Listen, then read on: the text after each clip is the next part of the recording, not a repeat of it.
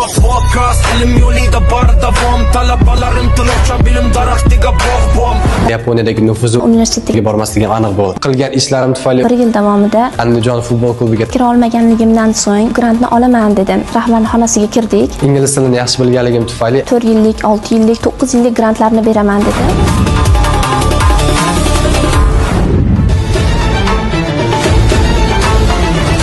Assalamu alaikum dear students, welcome to our biochemistry lesson, and today we have the topic about gluconeogenesis and glucogenolysis. So before starting the lesson, I have several questions to ask. And what is the gluconeogenesis and glucogenolysis actually, guys? Well,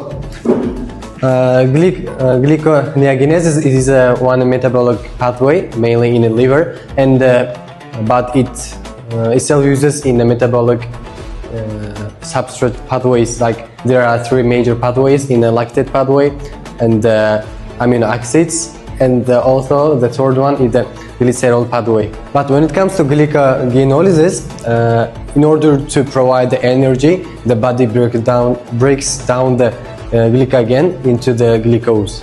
The question is, what does culture mean to you and why is it important in our lives?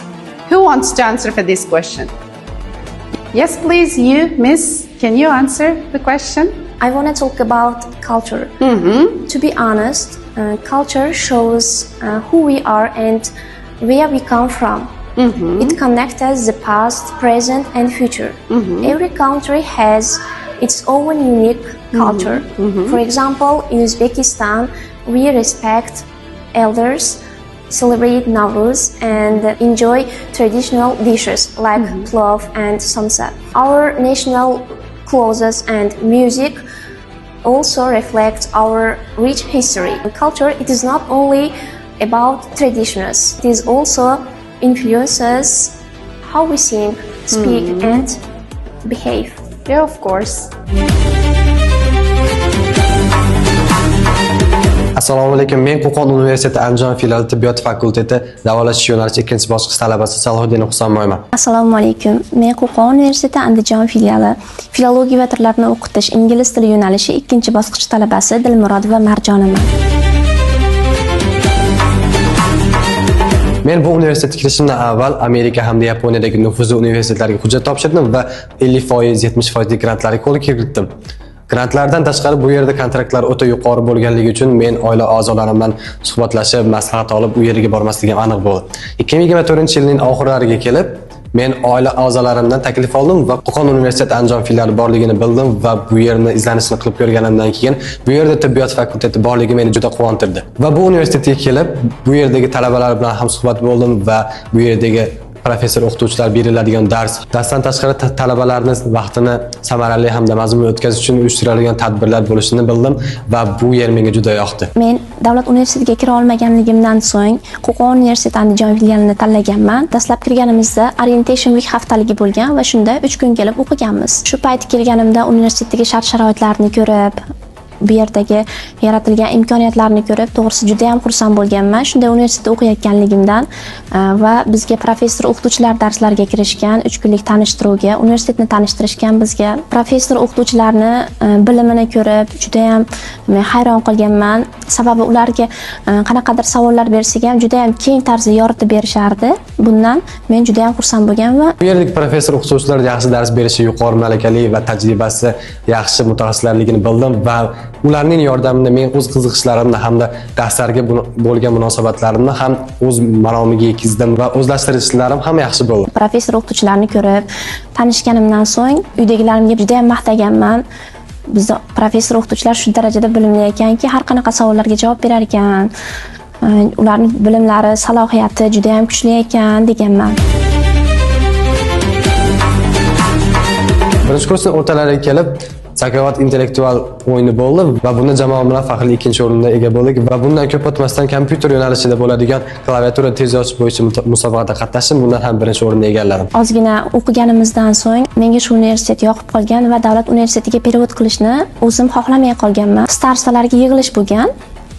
Va shunda tushuntirganki, bizning universitetimiz xususiy universitet bo'lishiga qaramasdan bizda o'qib ham grant olishinglar mumkin deya universitet iftixori grantini bizga tanishtirib bergan. Birinchi semestrning oxirida shunda bildimki, bu yerda universitetimiz iftixori degan grantlar bor va bunga o'zim to'planib borayotgan hujjatlarimni, IELTS'imni, NATES'imni, ya'ni Yaponiya til bilish sertifikatimni va boshqa diplomlarni ham qo'shdim va 25% grant sohibi bo'ldim. Uni mezonlari bilan men tanishib chiqdim va 1 yil davomida o'zim oldimga maqsad qo'ydim va bu grantni olaman dedim. Ma'naviy ma'rifiy ishlarda, baholarimda, davomatimda bunga juda ham e'tiborli bo'ldim. Olgan grantim menga motivatsiya bo'ldi va o'zimni o'zlashtirishim hamda talabalarga bo'lgan ishtiyoqim yanada ortdi. Bunga yaqin ilmiy maqolalar chiqardim. Universitetimizda barcha talabalar uchun bepul fan to'garaklari va sport to'garaklari ham tashkil etilgan edi. Men bulardan unumli foydalangan holda koreys tili to'garagiga qatnashdim. Birinchi semestr yakunlangandan so'ng hujjat topshirish ishlari boshlandi. Shunda hammamiz hujjatlarimizni yig'dik. Qanaqa ma'naviy ma'rifiy ishlarga qatnashgan bo'lsak, hammasini yig'ib bitta fayl papkaga jamladik. Universitetimizda yuqori natijalarni qo'lga kiritganimdan so'ng bunga yarasha taqdirlov ham bo'ldi albatta. Har bitta erishgan kichik muvaffaqiyatimdan o'zim ilhomlandim va yana ham oldimga kattaroq maqsadlarni qo'yishni boshladim. Hujjat topshirganimizdan so'ng menga telefon qilishdi va siz shunaqa grantga hujjat topshirgan ekansiz. Shu bo'yicha universitetga kelib uchrashing deyishdi va keldim. Prorektorimiz tomonidan sizlar bilan hozir rahbar gaplashadi dedi. Grant olganlar hammamiz rahbarning xonasiga kirdik. Bundan tashqari talabalarning vaqtini samarali o'tkazish va mazmunli o'tkazish tufayli bu yerdagi talabalar ishlash imkoniyatiga egaligini bildim va men o'z qiziqishim tufayli xalqaro hamkorliklar departamentiga darslarimdan keyin volontyor bo'lib ishimni boshladim. 50 balldan yuqori ball to'plagan talabalarni chaqirishdi. Men bularning orasida bo'lganimdan juda ham hayajonlandim. Sababi oramizda 2-3 bosqich talabalari bor edi. Ular juda ham bilimli, salohiyatli talabalar edi. Ularning yonida men ham shu darajaga chiqqanimdan juda ham xursand bo'ldim. Qilgan ishlarim tufayli o'zimning motivatsiyalarim oshdi va o'qishga bo'lgan qiziqishlarim va kelajakka bo'lgan munosabatlarim tubdan o'zgarib ketdi. Rahbarimiz xonasiga chaqirgandan so'ng har birimiz bilan birma-bir suhbat qurdi. Men sizlarga dedi, shunaqa taklif bildiraman. Agar xohlasanglar, sizlarga o'qishni bitirguninglarga qadar 4 yillik, 6 yillik, 9 yillik grantlarni beraman dedi. Faqat bitta sharti, universitetimizda xodim bo'lib qolasizlar. Universitetni bitirmasimizdan avval tayyor ish bilan ta'minlansak, bu juda ham zo'r deb o'yladim va juda ham xursand bo'ldim. Ikkinchi kursga kelib, birinchi kursdagi o'zlashtirilgan fanlarim yaxshi bo'lganligi tufayli yangi fanlarni ham yaxshi o'zlashtirishni boshladim. Universitetimiz rahbari biz bilan suhbat quryapti. Shu paytda tezroq chiqsam-u tashqariga, ota-onamga, dadamga bu haqda xabar bersam, xursandchiligimni bo'lishsam degan xayollar o'tdi meni hayolimdan. Suhbat tugadi. Shundan keyin tashqariga chiqdik va dadamga telefon qildim birinchi bo'lib. Ular aytdim shunaqa universitetimiz rahbari biz bilan suhbat qurdi. Grantga hujjat topshirgan edim. Shu bo'yicha men ham yuqori ball bilan grant olibman dedim. Dadam juda ham xursand bo'ldi. Barakalla qizim, men senga ishonardim, ishonchimni oqlading dedi.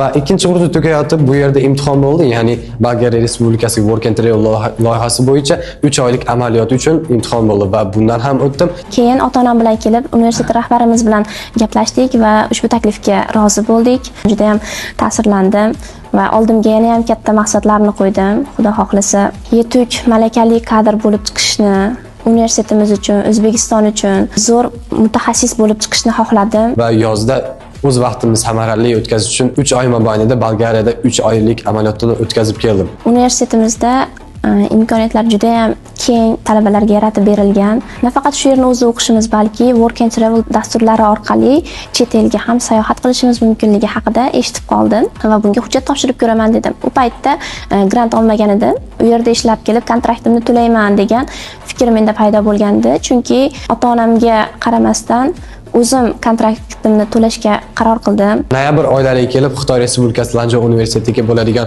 2 haftalik amaliyot uchun suhbat, ya'ni imtihon bo'layotganini bildim va bunda universitetimizning iqtidorli hamda ingliz tilini biladigan talabalar qatnashishi mumkinligini bildim va bunga ham suhbatdan o'tdim. Suhbatdan yaxshi o'tganligim sababli Xitoy Respublikasi Lanzhou universiteti birinchi shifoxonasiga 2 haftalik amaliyot uchun jo'nab ketdik va bu 2 haftalik amaliyotda men kolorektal kasalligi, ya'ni ichakdagi rak kasalliklarini o'z ilmiy izlanishlarimga qo'ydim va ilmiy izlanishlar mobaynida o'z ilmiy maqolalar, ilmiy tezislarni shu yo'nalishda qildim. Bu yerda bo'lgan ko'p yangiliklar, diagnostikalar, texnikalar, ya'ni robotlar, bu yerda bo'lgan amaliyotlar meni tubdan qiziqishlarimni o'zgartirdi va davlatimga foydasi tegadigan malakali shifokor bo'lish uchun o'z yo'limni davom ettirdim. Professor o'qituvchilarimizga havas qilgan holda o'qishni bitirganimdan so'ng ham to'xtab qolmoqchi emasman. Universitetimiz uchun yetuk malakali kadr bo'lib, o'z yo'nalishim bo'yicha ilmiy izlanishlar olib bormoqchiman. Magistratura, doktorantura bosqichlarida o'qib, universitetimiz uchun yetuk malakali kadr bo'lib, soham yo'nalishim bo'yicha